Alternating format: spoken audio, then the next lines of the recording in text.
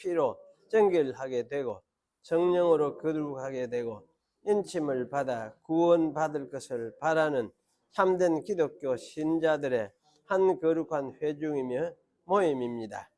이 교회는 세초부터 세말에 이르기까지 있을 것이며, 왜냐하면 그리스도께서 백성 없이 있을 수 없는 영원한 왕이시기 때문입니다.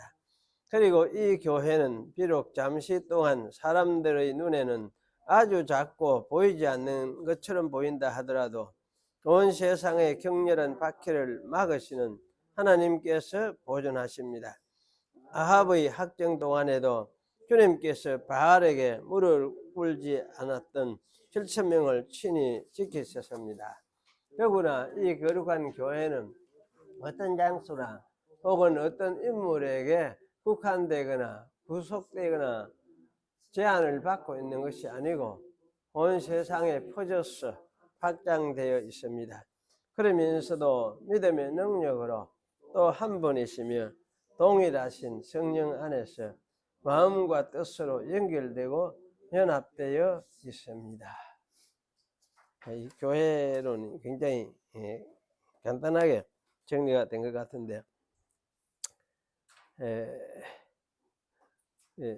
구약이나 신약이나 교회를, 물론 구약 교회, 신약 교회도 사실은 교회라는 말을 본격적으로 사용하고 있지만은 이제 교회라는 말을 일반 세상에서도 사용을 했어요. 그때는 이제 회의체, 일반 모여서 모이는 공의회 갖고 그 사람들하고 같이 모이는 회의, 이런 거를 민회 뭐 이런 것도 사실은 교회라는 말, 에클레시아라는 말을 신약에는 사용을 했는데, 그렇다고 해서 이제 이 교회가 세상 소속 하고 같은 성격이 비슷한 뭐 그런 유의 것이냐, 그렇게 생각을 하면 좀 그건 아닌 것 같아요. 근데 교회는 하나의 공동체는 공동체, 사람들이 모이면 모임인데 하나님께서 불러서 자기를 알게 한 사람들의 공동체 모임, 여기 사실은 요걸 교회라고 이렇게 이야기를 하고 있습니다. 그래서 교회의 독특성 하면은, 물론 똑같은 회의라 하는 점에서는 세상 사람들의 모임하고도 뭐 또 마찬가지라 할 수 있지만은, 이거는 이제 하나님이 불러서 자기 백성 삼았다는 그 점에서 독특성을 가진, 이거는 뭐 어떤 사람의 인위적인 어떤 성격을 가진 건 전혀 아니에요. 그렇게 하나님께서 자기 백성 삼아 주신 사람들의 모임, 이것을 교회 이렇게 이제 하죠. 그래서 신약만 교회냐 구약도 교회냐 할 때 여기 참 신약만 교회다 이렇게 말을 하는 거는 조금 제한된 이야기 같고, 구약에도 역시 교회, 그 광야교회, 사도행전에 그렇게 막 표현을 했잖아요. 광야의 모임, 그것도 사실 교회고, 이스라엘의 광야교회, 그것도 교회다, 이렇게 이야기를 하고 있습니다. 그래서 그 광야교회가 그러면 어떤 교회에 있느냐 할 때에 여호와 하나님을 믿는 교회, 이렇게 말을 할 수도 있겠지만은 여호와 하나님의 약속을 믿는 교회, 이렇게 말하는 게 좀 더 할지 모르겠습니다. 그래서 그 약속의 내용이 그러면 무엇이냐 하면은, 그 약속의 내용은 메시아를 보내주겠다. 하나님이 메시아, 하나님이 세상에 하나님 여호와와 같은 분을, 같은 메시아를 보내주겠다 하는, 이것이 사실은 약속의 내용이라 할 수 있어요. 그래서 이것을 우리가 이제 하나님의 아들, 이렇게 우리가 신약에서는 분명히 밝혀주고 있죠. 그래서 이것이 사실은 약속의 내용 핵심이에요. 그래서 구약의 그 교회의 성도들의 믿음도 사실은 이제 이와 같은 이 약속의 뿌리를 두고 있어요. 그래서 구약 성도들도 여호와 하나님을 믿는다고 말을 할 때에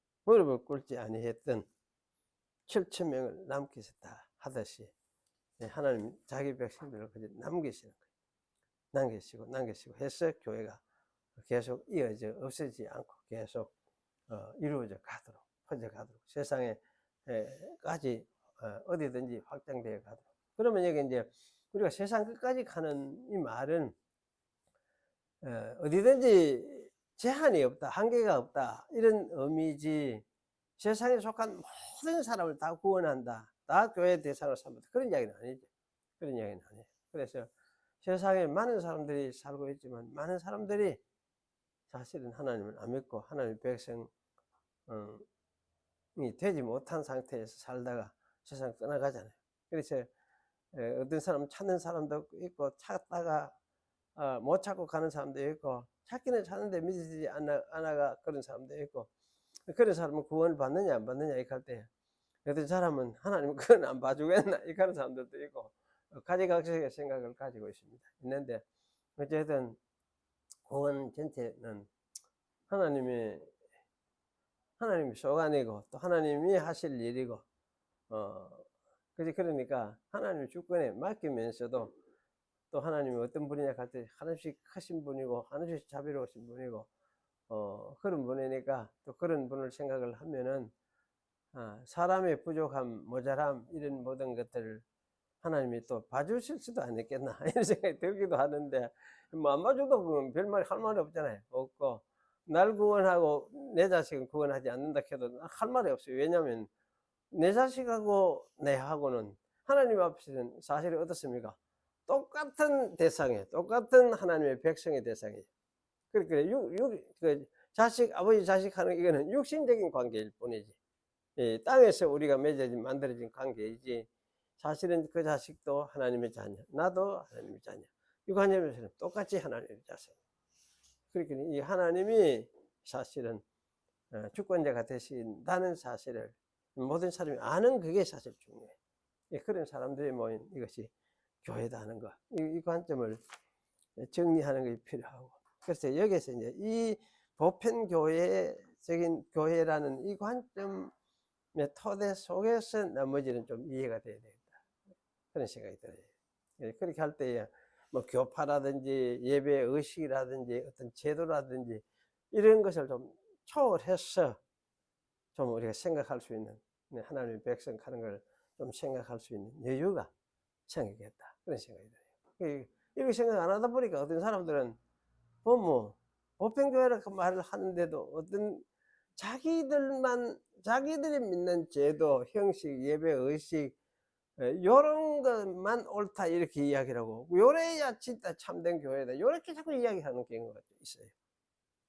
요렇게 이야기, 요거는 대단히 좀 그 교회를 좀 왜곡시키는 개념이 될 가능성이 굉장히 많아요.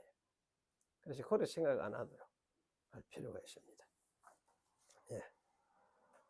오늘 성경 말씀 보겠습니다. 열왕기 하 20장 1절부터 읽겠습니다. 그때에 히스기야가 병들어 죽게 되매 아모스의 아들 선지자 이사야가 저에게 나와서 이르되 여호와의 말씀이 너는 집을 처치하라, 네가 죽고 살지 못하리라 하셨나이다. 히스기야가 낯을 벽으로 향하고 여호와께 기도하여 가로되 여호와의 구하오니 내가 진실과 전심으로 주 앞에 행하며 주의 보시기에 선하게 행한 것을 기억하옵소서 하고 심히 통곡하더라. 이사야가 성읍 가운데까지 이르기 전에 여호와의 말씀이 저에게 임하여 가라사대 너는 돌아가서 내 백성의 주권자 히스기야에게 이르기를 왕의 조상 다윗의 하나님 여호와의 말씀이 내가 네 기도를 들었고 네 눈물을 보았노라. 내가 너를 낫게 하리니 네가 3일 만에 여호와의 전에 올라가겠고 내가 네 날을 15년을 더할 것이며 내가 너와 이 성을 아수르 왕의 손에서 구원하고 내가 나를 위하여 또 내 종 다윗을 위함으로 이 성을 보호하리라 하셨더라. 이사야가 가로되 무화과 반죽을 가져오라 하며 무리가 가져다가 그가 종치에 놓으니 나으니라. 히스기야가 이사야에게 이르되 여호와께서 나를 낫게 하시고 3일 만에 여호와의 전에 올라가게 하실 무슨 징조가 있나이까? 이사야가 가로되 여호와의 하신 말씀을 응하게 하실 일에 대하여 여호와께로서 왕에게 한 징조가 이 말이다. 해 그림자가 10도를 나아갈 것이니까 혹 10도를 물러갈 것이니까. 히스기야가 대답하되 그림자가 10도를 나아가기는 쉬우니 그리할 것이 아니라 10도가 물러갈 것이니이다. 선지자 이사야가 여호와께 간구하며 아하스의 일령표 위에 나아갔던 해 그림자로 10도를 물러가게 하시더라.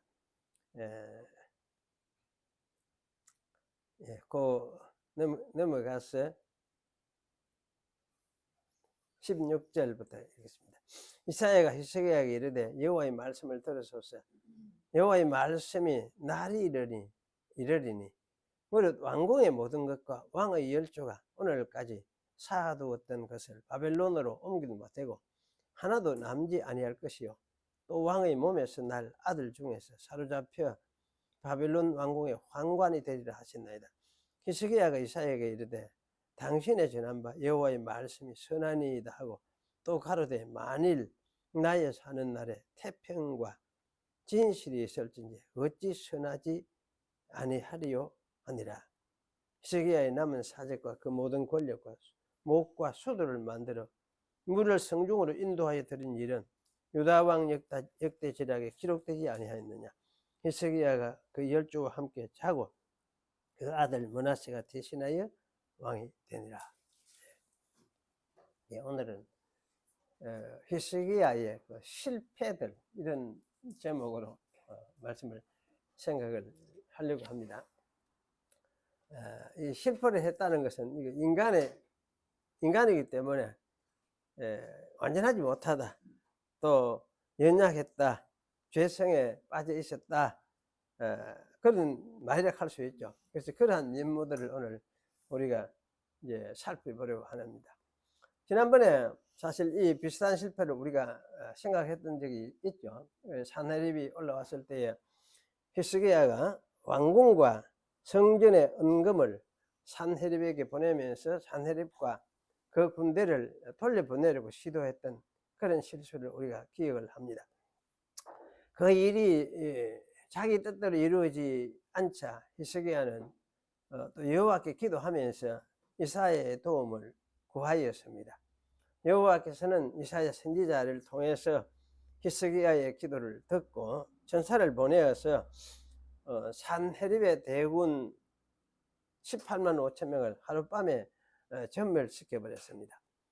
요즘 사람들은 아마 전사가 활동하여 대군을 전멸시켜 버렸다라고 이렇게 말을 하면은 믿지 않으려고 하지요. 그래 요새 무슨 그게 신화 시대 때 하던 이바고지 무슨 전사가 있단 말이냐 이렇게 이제 생각을 하는 경우도 많이 있습니다. 물론 영화 같은 데를 보면 전사의 그 활동을 계속 이야기를 하고 하는 걸 보여주고 있는데 사실 그 배경은 이렇게 살펴보면 아니 천주교 계통 배경이겠구나 이런 생각이 들 때가 있는데 그 참 요새 대개 사람들은 전사 이야기를 하면은 이건 참 옛날 이바고다 뭐 이렇게 이야기를 하죠. 그래서 여기에 어떤 사람들은 이 괴질을 퍼져서 이렇게 죽었겠지 이렇게 생각을 하기도 하는데 사실은 괴질을 가지고 죽였다고 이렇게 할 수도 있죠. 그 천사가 하나님의 사자가 나와가지고 질병을 가지고 퍼뜨려 가지고 그날 밤에 다 죽여버렸다 이렇게 할 수도 있죠.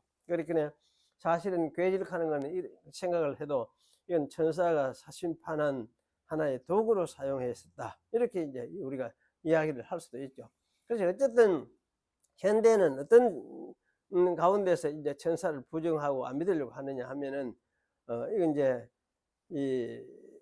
하나님이 사실은 하나님을 인정을 못하기 때문에 그래요. 하나님이 계신다는 것을 인정을 못하기 때문에 천사도 인정을 못하고 영적인 그 어떤 존재를 인정을 하지 않으려고 해요. 그래 하나님이 안 계시는데 뭐 천사 뭐 어떻게 인정을 하겠습니까?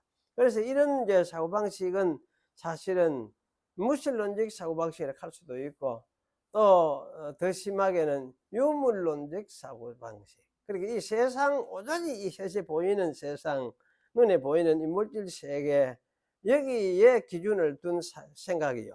사고방식을 가진 사람들. 요즘 사람들이 사실은 이런 류의 세계관 속에 그저 빠져있는 것 같다는 생각이 들어요. 왜 그러냐 하면은 요새 아이들 안 그렇습니까? 이제 고등학교 졸업하고 대학 들어가면은, 왜냐, 성경에 말하는 그 성경 기독교 가르침 그게 우리한테 별 필요가 없는 것 같다. 그건 옛날 이하고 같다. 그 믿을 수가 없는 것 같고, 요새는 우리가 이제 우리식으로 이 합리적으로 생각을 하면서 우리가 따라가야지. 이렇게 생각을 많이 해요. 하는 이유가 뭐냐면, 왜 그렇게 되느냐 하면은, 이때까지는 이제 합리론적인, 그야말로 또 신을 아니하려고 하는 유물론적인, 무신론적인 사고방식. 여기에 자기도 모르게 전부 이제 이런 교육을 받아왔기 때문에 그래요. 이런 교육. 그래서 사실은, 현대인들이 점점 이제 구라파는 말할 것도 옛날에 이제 그래 됐고, 지금 이제 우리 한국도 사실 이런 식으로 점점, 많이 이제 변질이 되어가는 그런 것 같다 생각이 돼요. 그래서 이런 류의 사고방식을 우리가 무신론적인 사고방식 또는 합리주의적인 사고방식, 합리주의가 나쁜 건 아닌데 그걸 기초로 해가 딴 거 인정 안 해보면 그건 뭐 신도 인정 안 하고 모든 걸 인정 안 해버리죠. 안 하고 이렇게 돼버리는 그런 이제 좀 지나친 측면 때문에 참 문제가 많이 있습니다. 그래서 사실은 이 세상은 어쨌든 이런 사고방식 속에 빠져 있다가 보니까 천사 이런 거는 참 캐캐문 이야기다. 이렇게 생각을 하는 경향이 굉장히 많습니다. 오늘 이 본문은 이제 히스기야가 병들어 죽게 되었다. 이런 구절로 시작을 합니다. 히스기야가 병들어 죽게 되었다는 것은 이스라엘 백성의 메시아 왕이 죽게 되었다는 뜻이기도 하고, 또 그것은 이스라엘 백성도 큰 위험에 처하게 되었다는 것을 의미합니다. 이스라엘의 구원자가 사라져 버리는 것과 같기 때문에 언제 원수들에게서 침략을 받을지 알 수 없는 상황에 빠지는 것이 되죠. 대체 그러면 왜 히스기야가 병들게 되었을까? 이런 질문을 우리가 하지 않을 수가 없습니다. 그래서 이 병은 물론 심한 종기였어요. 이 병이 무슨 병을 들었냐 할 때 종기라고 7절에는 밝혀주고 있잖아요. 종체에 놓으니까 종기. 그게 종기인데 단순한 종기인지 참 알 수가 없는데, 그리고 이 종기는 사실 애굽을 쳤을 때도 종기로서 쳤잖아요. 그 종기로 사용해서 애굽을 칠 때도 그렇게 하나님께서 사용을 했습니다. 그래서 여호와께서 이 히스기야를 이런 종기로 쳤다는 것은 히스기야가 애굽의 바로와 같이 여호와의 통치와 구원을 보여주는 메시아의 어떤 사역을 아마 좀 깨트리는 완고하게 거역을 했기 때문에 아닌가, 이런 생각을 가지게 됩니다. 그래서 여호와께서는 히스기야에게 아마 경고하시기 위해서 히스기야를 병들게 하셨다, 이런 생각을 가지게 합니다. 그렇다면 이 히스기야의 잘못이 무엇일까? 이걸 역대기에 보면 이제 이게 좀 나오는 것 같아요.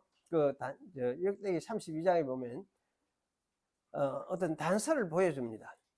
32장 23절은 여호와께서 사내립의 대군을 멸절시킨 후에 이어서 주위에서 이스라엘을 향해서 으르렁거리는 이방 민족들에게서 이스라엘 백성을 구원해 내셨음을 말씀하고 있어요. 그래서 주위의 민족들도 아마 여호와께서 히스기야와 예루살렘을 울타리 쳐서 보호하듯이 보호하고 계신다는 사실을 아마 깨닫게 되었던 것 같습니다. 그렇게 되자 많은 민족들이 예물을 여호와와 예루살렘에 올려보냈고, 유다 왕 히스기야에게도 그렇게 예물을 보내고 했습니다. 그래서 히스기야는 이방 나라들의 눈에 높이 되었어요. 저분은 하나님이 함께 계시는 그런 왕이구나, 이러면서 모두가 이방 백성들까지, 나라 백성들까지도 높이 보게 되었습니다. 그래서 이렇게 이제 말하고 있는 이것이 뭐냐면 역대하 32장 23절까지 요 이야기를 하고 있는 것 같아요. 축약해가지고 아주 그래 적어놨기 때문에 자세히 살펴보면은 23절은 바로 요 이야기를 하고 있다, 그런 생각이 들어집니다. 이런 사실은 이 다윗과 솔로몬 시대를 연상하게 합니다. 그럼 히스기야 시대가 참 다윗과 솔로몬을 시대를 연상하도록 하는 그런 시대가 되었구나, 이렇게 생각할 수 있죠. 그래서 여호와는 이방 민족들에게도 존대하게 되었고, 따라서 이방 민족들도 여호와를 섬기게 된 그런 사람들이 많아졌음을 뜻합니다. 이방 민족들에게도 이스라엘의 여호와는 진짜 참으로 진짜 하나님이시구나, 저분이 살아계시는구나, 우리도 저분을 섬겨야 되겠구나, 이렇게 되어졌다는 것이죠. 히스기야 역시 여호와 하나님이 주신 복을 받아서 이방 민족들에게도 존귀하게 되어지고, 그들이 보내는 어떤 예물과 여러 가지 은금, 보화, 귀한 것을 받다 보니까 부자가 되고 아주 그렇게 되었습니다. 그래서 사실은 이 시대는 마치 솔로몬 시대에 이방 나라들에서 조공을 바치며 예물을 바치던 그런 것을 상기하게 해주는 그런 시대가 되었던 것이죠. 그런데 사실은 문제는 히스기야에게 발생이 되었습니다. 역대 32장 24절에서 26절이 보여주는 대로 이 교만을 이야기를 하고 있어요. 히스기야가 교만했다는 것을 이야기를 합니다. 그래서 이 교만했구나 하는 이 관점을 가지고 우리가 이제 히스기야가 병들어 죽게 된 이유도 아마 그가 교만하였기 때문이라고 말을 할 수가 있습니다. 히스기야에게 교만 이렇게 번역을 했는데, 사실은 그 마음이 높아짐, 이렇게 마음이 높아졌다, 이렇게 히브리 말은 그렇게 되어 있어요. 그래서 이게 이제 어떤 성격의 것을 말하느냐 하는지 나중에 좀 제가 말씀을 드리겠습니다만은, 어쨌든 이런 일로 인해서 여호와께서는 히스기야에게 종기가 심하게 바라게 하셨고, 이사야를 보내서 네 집을 정리해라, 너는 이제 죽고 살지 못하리라, 이렇게 말씀을 하셨습니다. 그래서 네 집을 정리하라는 이 말은 사실은 네 이제 끝이다 이 말이죠. 네 죽는다, 네 집 정리해라, 네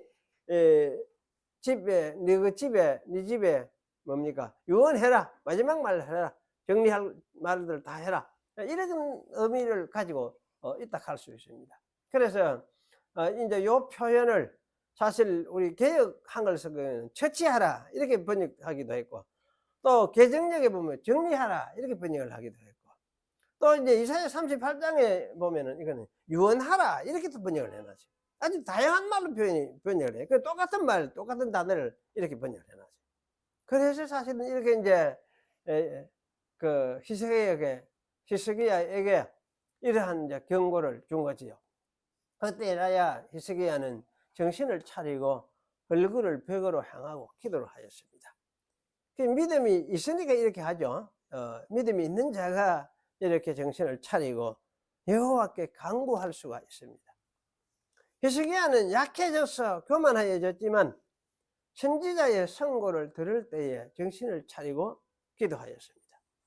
히스기야는 여호와여 구하오니 내가 진실과 전심으로 주 앞에 행하여 주께서 보시기에 선하게 행한 것을 기억하옵소서, 이렇게 하면서 통곡을 했다 했습니다. 그래서 믿음이 없었다면 이런 통곡을 하질 않죠. 오히려 해보라면 해볼 테지, 뭐 하나님 이제 하나 이런 식의 태도, 마음을 가지게 되죠. 그래서 눈을 부릅뜨고 이렇게 하면 그 말 무시하고 흘려버릴 가능성이 많고, 안 그러면 선지자를 향해서 진노를 발할 가능성이 많죠.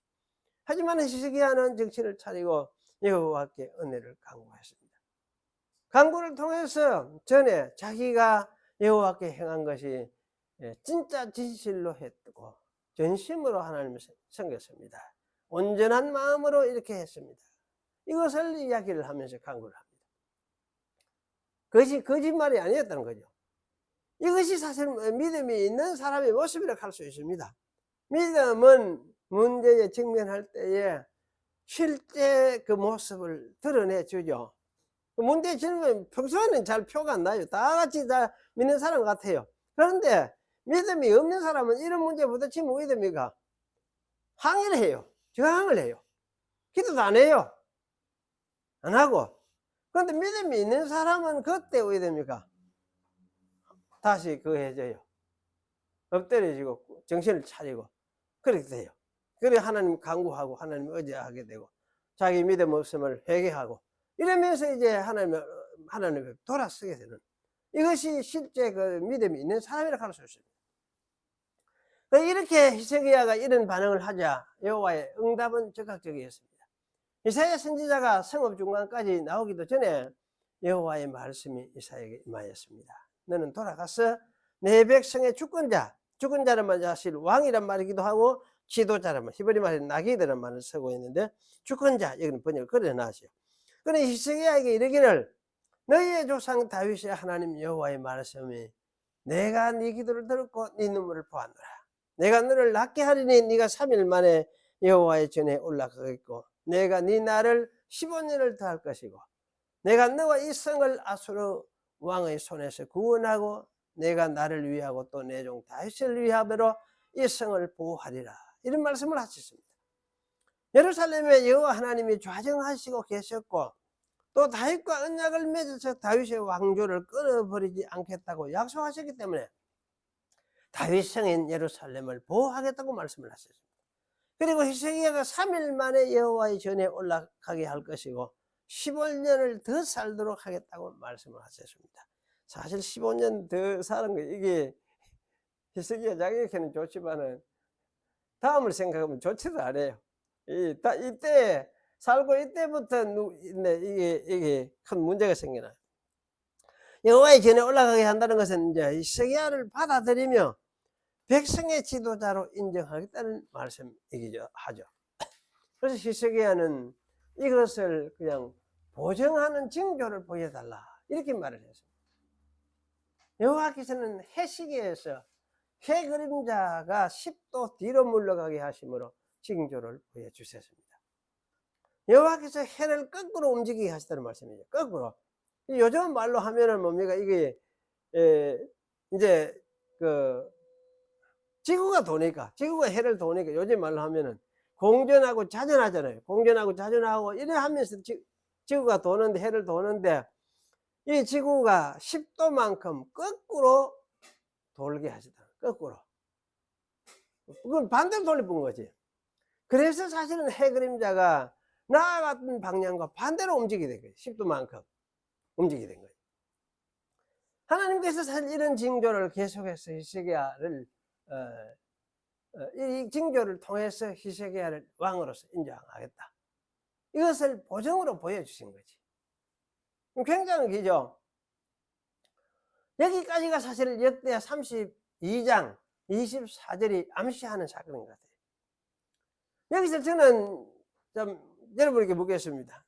첫 번째가 뭐냐면 여호와 하나님이 과연 히스기야에게 해를 뒤로 물러가게 하셨음을 여러분 믿습니까? 믿으십니까? 이거 어떻습니까?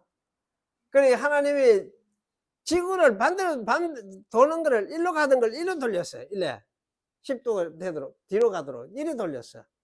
이게 여러분이 믿으십니까? 어떻습니까? 예. 그리고 성경에 보면 이런 일이 들어있잖아요. 옛날에는 뭡니까? 여호시대 수아 시대는 어떻습니까? 멈춰가지고 하루 종일 멈춰 있었다 했대. 멈춰 있어요. 이런 사건이 과연 가능하냐? 과학적으로 보면 불가능해. 요새 뭐. 만약 이래 되면 이거는 온 세상이 어떻게 되겠습니까? 이 우주가 돌아가는 게 어떻게 되겠지? 어떻게 되겠습니까? 뒤죽박죽 깨지고 뭐 뒤죽박죽 가능성이 많다. 모두 이렇게 하면서 이거는 인정도 안 하고 있을 수 없는 일이다. 이렇게 이야기를 할 거예요. 그런데 이렇게 이야기하는 자체가 뭡니까? 하는 것이 그럼 그렇게 말하는 게 맞느냐? 안 맞느냐? 아무도 모르잖아요. 자기들 생각일 뿐이지. 자기들 생각일 뿐이지. 요래 생각하는 요 생각을 뭐라 합니까? 요걸 뭐라 합니까? 합리주의 이렇게 이야기합니다. 과학적으로 또는 물질적으로 어떤 과학적 원리적 상 맞지 않기 때문에 인정할 수가 없다. 믿을 수가 없다. 이렇게 말을 하는 이걸 뭡니까? 합리주의라고 이야기를 하죠. 그래서 요 합리주의는 요렇게 볼 때는 합리주의는 어떠냐면 하나님도 과연 계실 수 있느냐? 이거 할 때 하나님 어쩌면 계실지도 모르겠다. 하여튼 하나님도 가지만 하나님에 대해서 우리가 잘 알 수는 없고 말을 할 수가 없어. 안매도 하나님은 지구 이 우주 위에 앉아서 그냥 계시고 창조하실 때 창조하신 그대로 이 우주가 돌아가도록 그렇게 놔두고 뭐 앉아서 이렇게 보고 계시는 정도의 하나님을 깨다. 뭐 이 정도로 생각하는 사람이 있어요. 그래서 요렇게 생각하는 사람을 그 종파도 있어요. 그 뭡니까? 그 종파 이름이 뭐죠? 혹시 압니까? 어, 무슨 사이언스? 기독교 크리스찬 사이언스가 뭐 그런 종파도 있어요. 네, 종파도 있어요. 있는데 뭐 요 정도로라도 뭐 요래라도 하나님 인정한다면 다행이지. 다행이죠. 그런데 그 아예 그걸 인정을 못하. 그래서 생각을 못 하겠다. 이거 보니까 도무지 그러면 이 기독교 가르치는 이런 하나님이 어디 있느냐? 어디 있느냐? 이렇게 하면은 그건 문제죠. 그건 하나님 없다 이렇게 하는 사람이에요. 그렇으면 이건 믿을 수가 없다, 있을 수가 없다 이렇게 하지요. 사실 이렇게 이제 되는 때 우리 기독 신자들 가운데서도 교회 나오면서도 사실 이런 류의 생각을 가진 사람들이 상당히 많이 있을 수가 있습니다. 하나님 계시기는 계시겠지 이런 생각을 하면서도 뭐 하나님이 진짜 이렇게 일을 하신 분인가? 그럴 때 그게 가능한가? 자꾸 이렇게 생각을 하는 경우가 많아요. 그런데 이제 두 번째 또 한 가지 질문을 하겠습니다. 하나님이 히스기야 때 해를 거꾸로 돌게 하셨던 것이 어려운 일입니까? 아니면 하나님의 아들이 죄에 빠진 자기 백성을 구원하러 세상에 오셔서 십자가에 죽으시고 부활 성천하신 일이 어려운 일입니까? 어느 게 어려운 일 같아요? 어느 것이? 그래서 저는 아무리 생각해 봐도 하나님께 어려운 일은 우리 사람이 생각해 보면 둘 다 안 되는 일이지. 불가능한 일이지. 그런데 이제 성경을 생각해 보면 하나님을 믿는 입장에서 믿음으로 우리가 생각을 하니까 이 세상, 이 우주라는 거 이것도 언젠가 하면은 불에 던져져서 정화가 되고 새롭게 되어져야 안 됩니까? 그때가 되면은 아마 하늘들 베드로후서 3장에는 하늘은 이거 하늘들이에요. 하늘들 우주가 큰 소리로 떠나갈 것이다.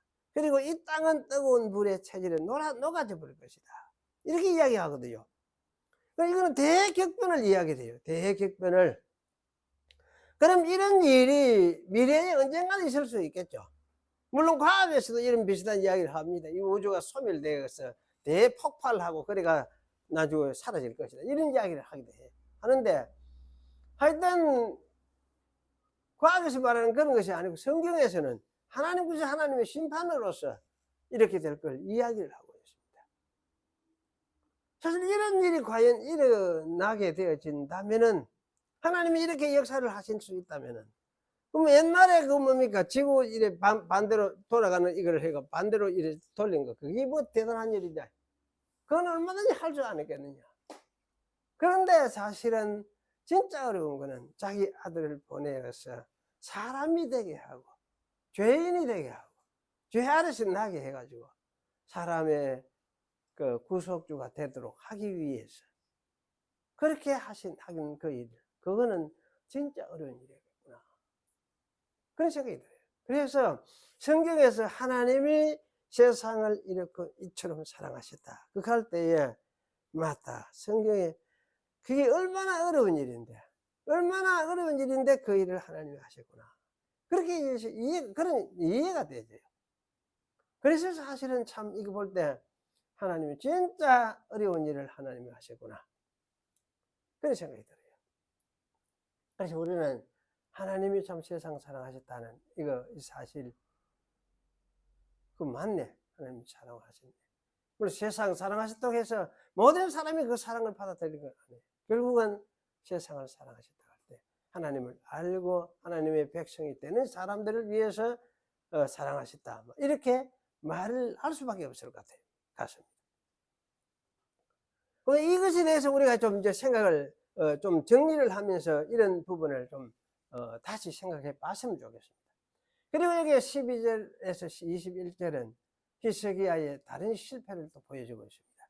바벨론 왕이 히스기야에게 병들었다는 소식을 듣고 사절을 보내었는데 보내면서 무슨 이제 좋은 편지와 예물들을 보냈다. 편지 한 통만 보낸 게 아니고 무슨 좋은 말을 썼는지 모르겠어요. 여러 편지를 썼어요. 예물 그리고 예물들을 보냈습니다. 이 사절들에게 히스기야는 자기 보물 창고를 열어서 그 속에 있는 은금과 향품과 보배로운 기름을 다 보여줘 보십니다. 또 자기 군대의 그 무기고까지 다 보여요. 그리고 기물 창고, 내탄고 이렇게 번역하는데 사실은 기물 창고 또 보여줬고, 왕궁과 나라 안에 있는 모든 것을 다 보여주었습니다. 저는 이걸 보면서 이게 히스기야 이때 좀 돌았는 것 같다, 이때는. 이런 생각이 들어요. 도무지 이해를 할 수가 없어요. 바벨론 사람들이 왔다 가면 아무리 좋은 말을 하고 좋은 예물을 가지고 왔다고 할지라도 경계심하고 조심해야 안 됩니까? 비밀을 지켜야 되거든, 자기 나라에. 그런데도 히스기야는 그들에게 그야말로 남김없이 다 보여줘 버렸어요. 조각까지 확 까드비 가지고 다 보여줬어요. 진짜 이해할 수 없는 일을 했어요. 그러니까 이게 또 참 놀았는가 이런 생각을 우리가 하게 되는데, 왜 이랬느냐 이런 생각할 때 아마 히스기야는 이때는 그냥 이게 교만하니까 이래 되는 거예요. 마음이 절대 있었던 것이 공중에 북떠 있는 그런 상태였던 것 같아요.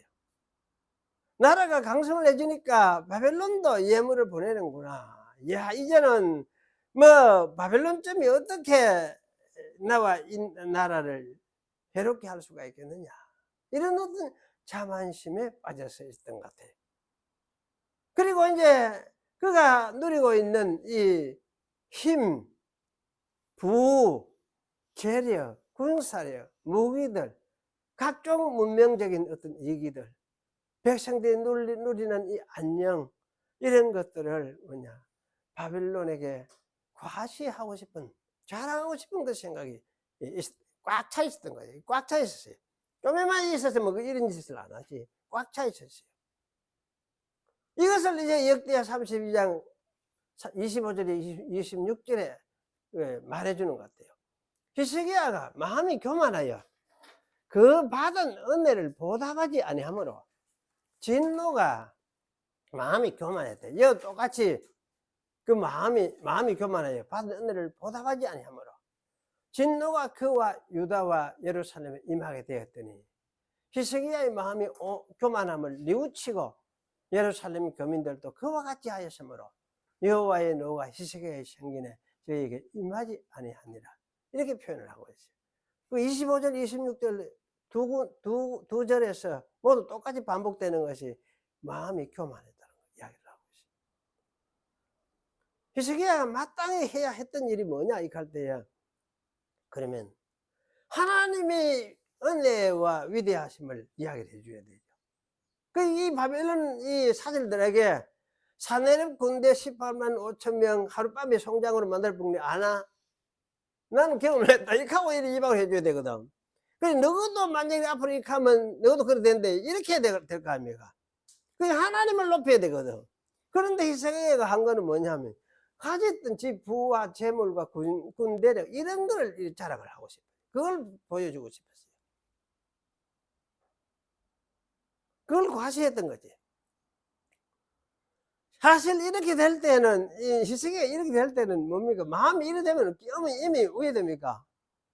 하나님이 일하시는 모습이, 하나님이 통치하시는 모습을 별로 뭡니까? 탐탁지 않게 생각해야 돼요. 하나님이 엄밀하게 일하고 또는 낮고 천한 곳에 일하시고 하시는 이런 하나님 모습을 자꾸 보지 못하게 돼요. 외묵게 돼, 간과하게 돼요.